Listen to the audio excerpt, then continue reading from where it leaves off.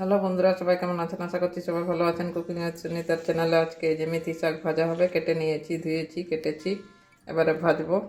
কড়াই তেল ঢেলে নিচ্ছি, ফোড়নে দুটো শুকনো লঙ্কা দিচ্ছি, কয়েকটা রসুন কুচি দিচ্ছি, এবারে পেঁয়াজ কুচি দিচ্ছি, কাঁচা লঙ্কা কয়েকটা দিচ্ছি। পেঁয়াজটা ভালো করে ভেজে, পেঁয়াজ ভাজা হয়ে গেছে আমার, এবারে ধুয়ে রাখা শাকটা দিয়ে দিচ্ছি, এবারে নুন দিয়ে দিচ্ছি, মিশিয়ে নেবো, ভালো করে মিশিয়ে নিচ্ছি।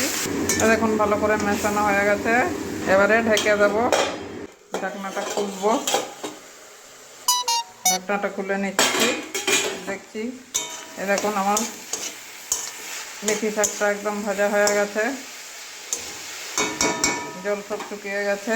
এবারে থেতো করে রাখা রসুন দিয়ে দিচ্ছি, এবারে রসুনটা ভালো করে মিশিয়ে নেব। এবারে রসুনটা মেশানো হয়ে গেছে, এবারে নামিয়ে দেখাবো বন্ধুরা। এবারে নামিয়ে নিচ্ছি, একটা প্লেটের মধ্যে ঢেলে দেখাচ্ছি। তো বন্ধুরা দেখুন, দুটো কাঁচা লঙ্কা উপরে রেখে দিচ্ছি। তো